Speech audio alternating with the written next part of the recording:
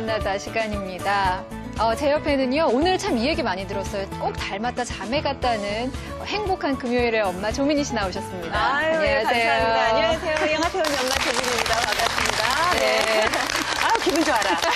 저도 행복했어요. 네.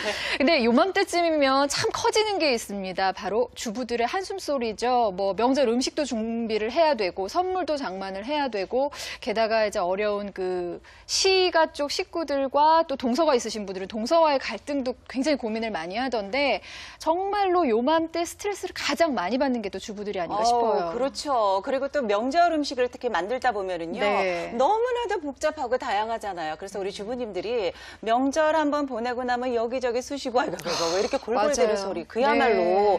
골병 들기가 참 일수거든요. 근데 이런 노력을 우리 가족들이 좀 알아주면 좋은데 너는 엄마잖아. 너는 아내잖아. 주부잖아 하면서 당연하나 그런 생각이 정말 이럴 때는 나 정말 그 주부 자리 이거 사표를 낼까 말까 정말 속상하거든요.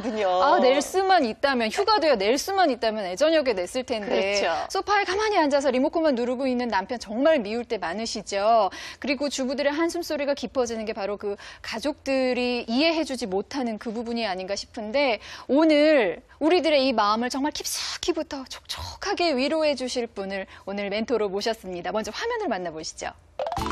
엄마가 편안해야 세상이 행복하다고 말하는 행복 멘토 문은식 소장. 고된 가사노동, 힘든 육아 스트레스 때문에 대한민국 엄마들이 아프다. 아픈 엄마들을 위로하기 위한 문은식 소장의 따뜻한 특강. 명절 스트레스까지 한 번에 날려버리는 가슴속까지 시원해지는 시간. 행복 멘토 문은식 소장의 엄마 마음 다스리기. 지금부터 함께하세요.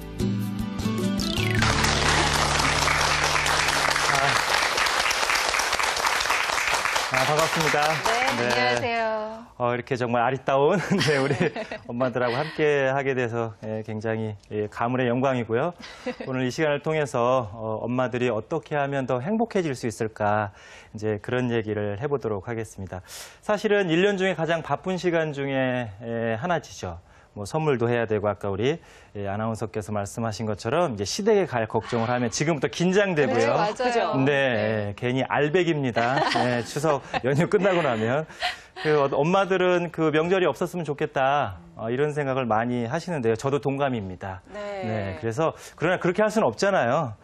중요한 것은 우리 엄마들의 삶이 어떻게 하면 더 행복하고 또 이제 가치 있는 인생이 될까 거기에 대해서 함께 공유하는 시간을 갖겠습니다. 제가 얼마 전에 그 한 엄마를 만났는데요. 네. 16개월 된 아이를 키우는 엄마입니다. 근데 이 엄마는 정말 아이를 위해서 최선을 다하는 분이세요. 네네. 예를 들자면 그 아이에게 이제 그 유기농으로 해서 맛있는 이유식을 해서 먹이는데 아이가 가끔 이제 맛이 없다고 이렇게 뱉어내면 그 앞에서 삭삭삭삭 빌면서 엄마가 무능해서 네가 이렇게 토해내는구나. 엄마가 네. 다시 연구해가지고 정말 맛있는 음식을 해줄게. 이렇게 이제 석고 대제를 하면서 이제 아이를 키우고 있는. 쉽게 말하자면 아이를 위해서 최선을 다하고 있다는 뜻이죠. 그렇죠. 그리고 이제 아이를 이렇게 딱 목욕시켜 놓고 새근새근 잠들어 있는 모습을 보면 정말 행복하다고 합니다. 우리 엄마들 다 그러시잖아요. 그런데 이제 그 엄마가 저에게 하는 말이 선생님, 이렇게 아이를 보면 행복하고 정말 보람을 느끼는데 가슴이 왜 이렇게 휑할까요? 네, 그런 얘기를 합니다. 우리 엄마들 가끔 그럴 때 있으신가요? 저 자주 그래요. 자주 그러세요? 아니 지금 아기가 지금 4살 정도밖에 되질 네. 않았잖아요. 네. 벌써부터 그러면 네. 저희 아이는 지금 중학교 2학년, 1학년인데요. 옆에 오는 거 싫어해요. 그러시구나. 벌써부터 문 닫고 생각. 서운하시겠어요. 속상해요. 네. 네. 제가 이제 처방을 내리자면 네, 우리 네. 최윤영 아나운서께서는 보약을 드셔야 됩니다. 아이 먹일 보약만 생각했었는데 그렇죠. 제가 먹어야 되는군요. 마음의 보약을 먹어야 되는데요. 네.